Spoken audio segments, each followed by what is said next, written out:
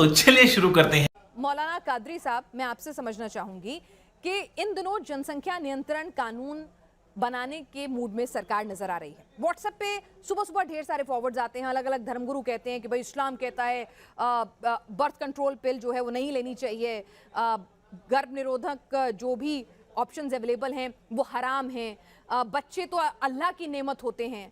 तो जरा बताइए, इसको लेकर इस्लाम क्या कहता है? इस्लाम कहता है कि जनसंख्या नियंत्रण कानून नहीं मानना है, वो हराम है। तो देखिए, हर जगह पर एक कानून होता है, एक मुल्क का कानून होता है, एक धर्म का कानून होता है।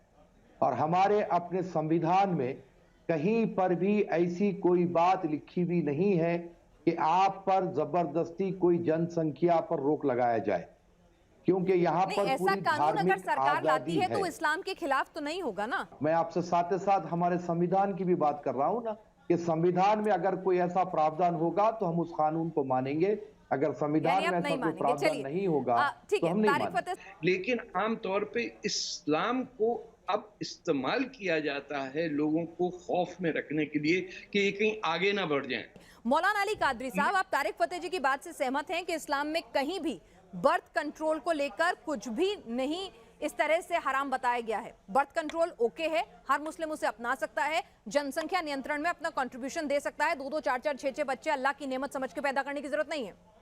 सवाल कि हमारे पास इस्लाम में एबॉर्शन करवाना कतई तौर पर हराम है, क्योंकि वो एक जान को जो है खत्म करने के बराबर कहा जाता है।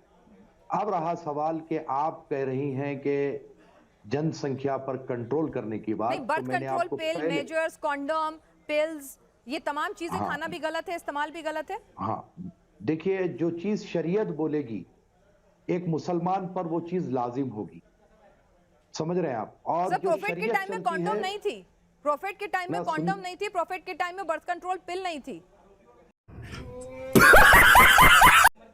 तो फिर उसको लेके कैसे वहां पर कुछ लिखा हो सकता है? मैं एक आम आदमी की तरफ से समझना चाहती हूँ, आप मुझसे बेहतर कुरान हदीस और इस्लाम को जानते हैं।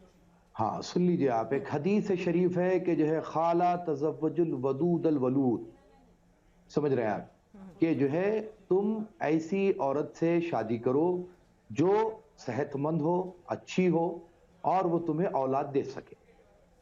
ये हदीस है, तो इससे भी कोई इनकार नहीं कर सकते हैं। रहा सवाल कि औरत की जान पर कोई बात आ जा रही है, अगर उसको संभालने की उसके पास क्षमता नहीं है, अगर वो प्रेगनेंसी को बिल्कुल ही तौर पर कंट्रोल नहीं कर सकती है, तो इस्लाम में उसकी जान की हिफाजत को अहमियत दिया गया है, ना कि बच्चे पैदा करने की। तो यानी आपके हिसाब से बर्थ कंट्रोल मेजर्स का इस्तेमाल करना हराम है इस्लाम में? मैं आपसे कह रहा हूं ना कि अगर सेहत की बिना पर आ जाए, नहीं, अगर सेहत नहीं है, मैं करना चाहती हूँ, मैंने कहा सेहत छोड़िए, मैं चाहती हूँ कि भाई मेरे एक या दो ही बच्चे हो, मैं बर्थ कंट्रोल पिल्स का इस्तेमाल करना चाहते हैं, कॉन्डम का इस्तेमाल करना चाहते हैं, या मजबूरीवश अबॉर्शन भी करना चाहते हैं, तो ये सब हराम है। नहीं, इस्लाम में इस बात की कतई तौर पर कि ये गलत है, ये रिग्रेसिव अप्रोच है। फैमिली प्लानिंग भी ओके है इस्लाम में, ऐसा कहीं नहीं लिखा है कि बर्थ कंट्रोल पिल का इस्तेमाल करना या कुछ भी दूसरे फैमिली प्लानिंग के मेजर का इस्तेमाल करना हराम हो। ये जानबूझ के इस्लाम की एक दकियानूसी और रिग्रेसिव छवि बनाने की कोशिश है, गलत इंटरप्रिटेशन। पहला सवाल का जवाब पहले आप सुन लीजिए कि जो है इस्लाम में जिस तरीके से कॉन्डम और पिल्स की आप बात कर रही है, उसकी इजाजत कतई तौर पर नहीं है। एक आखिरी सवाल जो कि कई बार हमारे पास आता है कि मुस्लिम धर्म में ये कहा गया है कि भाई ज्यादा से ज्यादा बच्चे पैदा करो, इस्लाम का ज्यादा से ज्यादा प्रचार प्रसार होगा, दुनिया में इस्लाम मानने वाले लोगों की संख्या बढ़ाओ। क्या ऐसा कहा गया है मौलाना अली कादरी साहब इस्लाम में? ये बात से मैं सहमत नहीं हूं। ऐसी कोई बात नहीं कही गई है कि इस्लाम में जो है जितने बच्चे पैदा करना है करो, इस्लाम का प्रचार प्रसार करो, ऐसे नहीं। झूठ बोलो, बार बार झूठ बोलो,